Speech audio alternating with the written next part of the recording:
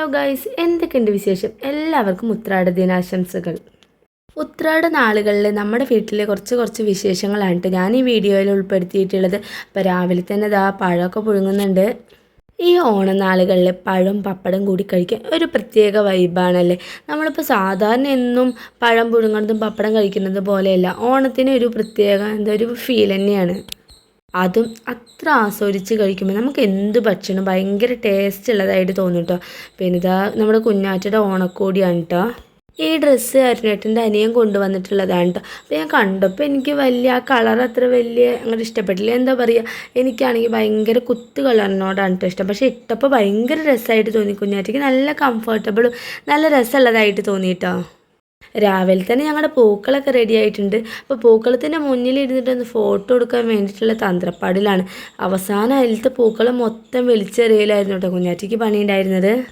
പിന്നെ എല്ലാവരും കൂടിയിട്ട് പഴവും പപ്പടമൊക്കെ കൂട്ടിയിട്ട് ഞാൻ പറഞ്ഞ പോലെ ഒരു പിടുത്തം. അപ്പോൾ അതിൻ്റെ ഇടയിൽ കുഞ്ഞാറ്റ അണിച്ച് ആകെ പപ്പടമൊക്കെ പൊടിച്ചിട്ടിട്ടാണ് കേട്ടോ കഴിക്കണത്. ആദ്യം എന്നൊക്കെ പറഞ്ഞാൽ ഓണം എന്നൊക്കെ പറഞ്ഞാൽ ഭയങ്കര ഒരു പ്രത്യേക രസം തന്നെയാണല്ലേ. എന്താ പറയുക, എൻ്റെ ചെറുപ്പത്തിലൊക്കെ ഒരുപാട് ഡാൻസ്, അങ്ങനെ ഓണ ദിവസങ്ങളിലൊക്കെ സ്റ്റേജ് പ്രോഗ്രാമും ഡാൻസും പരിപാടിയൊക്കെ ഉണ്ടാവും. പക്ഷെ ഇപ്പോൾ ഒന്നും അങ്ങനെ ഒന്നുമില്ല കേട്ടോ. പിന്നെന്താ, എൻ്റെ അമ്മയുടെയൊക്കെ കാലഘട്ടത്തിൽ അവരിങ്ങനെ പറഞ്ഞ് കേൾക്കാറുണ്ട് പണ്ടത്തെ ഓണമാണ് ശരിക്കുള്ള ഓണം, ഇപ്പോഴൊന്നും ഒന്നുമില്ല, വെറുതെ ടി വിയിൽ മാത്രമാണെന്നൊക്കെ പറയാറുണ്ട് കേട്ടോ.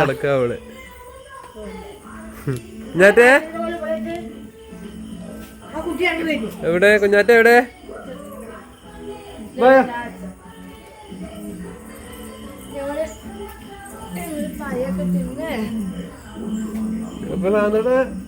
മറ്റേ ഉത്രാടദിന പൂക്കളൊക്കെ കണ്ടില്ലേ നിങ്ങള്?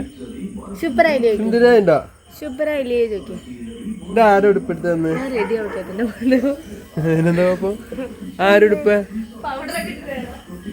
പിന്നെ എന്റെ മുഖത്തിന് എന്താ കുഴപ്പം? ഞാനൊക്കെയാണെങ്കിൽ പിന്നെ പറയാം. എടുക്ക് ഇവിടെ എടുക്ക്. ഏട്ടാ ശരിക്കും വീഡിയോ എടുക്കുക എന്നുള്ളത് എനിക്കറിയില്ലായിരുന്നു. ഞാൻ ഫോട്ടോ എടുക്കാമെന്ന് വിചാരിച്ചിട്ട് അതാണ് വേഗം എന്താ പറയുക, മുടിയൊന്നും കെട്ടേണ്ട ആകെ വല്ല ഒരുമാതിരി കോലത്തിലല്ലേ നിൽക്കുന്നുണ്ടായിരുന്നേ. ഇന്ന് രാവിലത്തെ എല്ലാവരുടെ ഭക്ഷണം പഴവും പപ്പടം തന്നെയായിരുന്നു കേട്ടോ. അത് അമ്മ കഴിക്കുന്നതിൻ്റെ ഇടയിൽ കുഞ്ഞാറ്റ പോകുന്നുണ്ട് കേട്ടോ അത് എടുക്കാൻ വേണ്ടിയിട്ട്. പിന്നെ എന്നത്തെയും പോലെ ഇന്നിപ്പോൾ എന്താ കറി ഉണ്ടാക്കുക എന്നുള്ളൊരു ഡൗട്ടാണ്. എന്തായാലും ഒരു കൂട്ടാൻ വെക്കണ്ടേ. പിന്നെ നമുക്ക് കാളനും പുളിയഞ്ചിയും ഒക്കെ ഉണ്ടാക്കണം. ഇന്നിപ്പോൾ നമ്മൾ മെയിനായിട്ട് ആഘോഷിക്കുക തിരുവോണമല്ലേ. അപ്പോൾ ഇപ്പോൾ ഇന്നും സാമ്പാർ വെച്ചാൽ നാളും സാമ്പാറല്ലേ, അങ്ങനെയാണ് കേട്ടോ ഞാൻ ചിന്തിച്ചിട്ട്. അപ്പോൾ പരിപ്പുണ്ടല്ലോ, അപ്പോൾ ഞാൻ വിചാരിച്ചു ക്യാബേജ് ഒരു വെറൈറ്റി ആയിട്ട് കൂട്ടാൻ വെക്കാൻ. അപ്പോൾ പരിപ്പും ക്യാബേജും ഇട്ടിട്ടാണ് കേട്ടോ ഞാൻ കൂട്ടാൻ വെച്ചിട്ടുള്ളത്. ഞാൻ ആദ്യമായിട്ടാണ് കേട്ടോ ഇങ്ങനെ കറി വെക്കണത്. ഇവിടെ അടുത്തുള്ളവരൊക്കെ അങ്ങനെ വെച്ച് കണ്ടിട്ടുണ്ട്. അപ്പോൾ അവർ പറഞ്ഞു നല്ല ടേസ്റ്റാണ്, ഇങ്ങനെ ക്യാബേജ് പരിപ്പ് ഇട്ടിട്ട് കറി വെച്ചാൽ നന്നായിരിക്കും, പുളി ഒഴിക്കാൻ പാടില്ല, തക്കാളി ഇടുക എന്നൊക്കെ പറഞ്ഞിട്ടുണ്ട്. അപ്പോൾ ഞാൻ അങ്ങനെ ഒന്ന് വെച്ച് നോക്കിയതാണ് കേട്ടോ. കുഴപ്പമില്ല, എന്താ പറയുക, നല്ല ടേസ്റ്റ് എന്നൊന്നും പറയാൻ പറ്റില്ല, നമുക്കത് കഴിക്കാത്ത കാരണമായിരിക്കാം.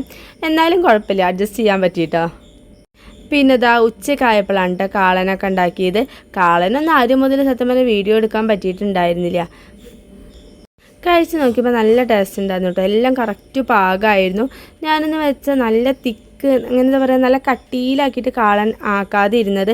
ഇനിയും ഇത് ചൂടാറിക്കഴിഞ്ഞാൽ നല്ല പോലെ കട്ടിയാവും. അതുകൊണ്ടാണ് കേട്ടോ ഇങ്ങനെ ഈ ഒരു ലൂസ് പരിവാക്കിയിട്ടുണ്ടായിരുന്നത്.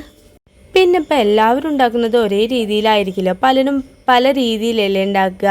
പിന്നെ ഞാൻ പുളിയഞ്ചിയൊക്കെ ഉണ്ടാക്കി. പുളിയഞ്ചി നമ്മൾ ഈ അടുത്ത് വാങ്ങിച്ച പുതിയ കുട്ടിക്കാലത്തിലാണ് ഉണ്ടാക്കിയത്. അപ്പോൾ എനിക്കെന്ന് പറഞ്ഞാൽ പുളിയഞ്ചിയിൽ അത്യാവശ്യം മധുരം ഭയങ്കരമായിട്ട് കുത്തി നിൽക്കണം. അപ്പോൾ അതുകൊണ്ട് തന്നെ കുറച്ച് കൂടുതൽ ശർക്കര ഇടാറാണ് ചെയ്യാറില്ല. എനിക്ക് ഭയങ്കര ഇഷ്ടമാണ് കേട്ടോ പുളിയഞ്ചി. ഈ ഒരു പരിപാടി കഴിഞ്ഞപ്പോൾ തന്നെ പകുതി ആശ്വാസമായിട്ടുണ്ടായിരുന്നു. ഇനി നാളത്തേക്കുള്ളത് പിന്നെ നാളെ നോക്കിയാൽ പോരെ.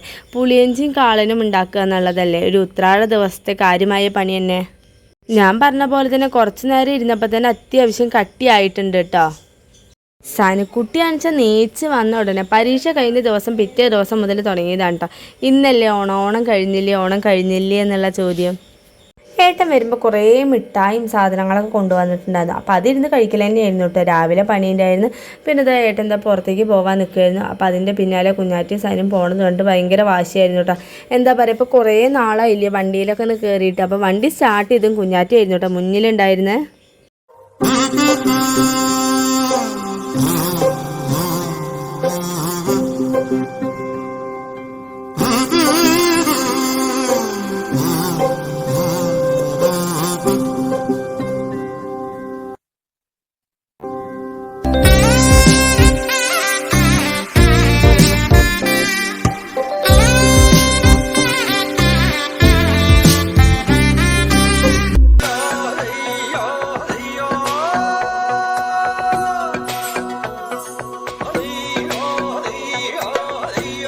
ഓണത്തിനുള്ള എല്ലാ ഒരുക്കങ്ങളും അങ്ങനെ ഏകദേശം പൂർത്തിയായിട്ടുണ്ട് കേട്ടോ. ഇത് നമ്മുടെ സാനുവിൻ്റെ പുതിയ ഡ്രസ്സ് തന്നെയാണ് കേട്ടോ. അരുണേട്ടൻ്റെ അനിയൻ കൊടുത്തത് തന്നെയാണ്.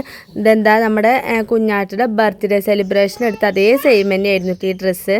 പിന്നെ അതാ നാളെ തിരുവോണത്തിന് വിളമ്പാൻ വേണ്ടിയിട്ട് വാങ്ങിച്ച കായവറുത്തലും ശർക്കര ഉപ്പേരിയൊക്കെ ഇന്ന് പകുതി തന്നെ തീർന്നിട്ടുണ്ടായിരുന്നു.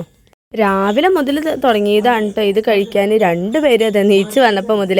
അതുപോലെ തന്നെ പായസത്തിന് വാങ്ങിച്ച അണ്ടിപ്പരിപ്പും മുന്തിരിയും തിന്നലാണ് കേട്ടോ രണ്ടാളുടെയും പണിയുണ്ടായിരുന്നു. പിന്നെ എന്നത്തെയും പോലെ തന്നെ നമ്മുടെ ബാക്കി പരിപാടിയിലേക്കൊക്കെ കടന്നു. നമ്മുടെ ഉത്രാടത്തിന് അടിപൊളി പരിപാടിയൊക്കെ ഉണ്ടായിരുന്നു കേട്ടോ നമ്മുടെ ഇവിടെ വീടിൻ്റെ അടുത്ത് തന്നെ. അപ്പോൾ അവിടേക്കൊക്കെ പോയി. ഉത്രാട തന്നെ വിശേഷങ്ങൾ ഇത്രയൊക്കെ ഉള്ളൂ കേട്ടോ. അപ്പോൾ നാളെ തിരുവോണത്തിന് നല്ലൊരു വ്ളോഗായിട്ട് വരാം. അപ്പോൾ നമ്മുടെ വീഡിയോ ഇഷ്ടപ്പെട്ടു എന്ന് വിചാരിക്കണോ. അപ്പോൾ പുതിയൊരു വീഡിയോ ആയിട്ട് വരും വരെ. ബായ്.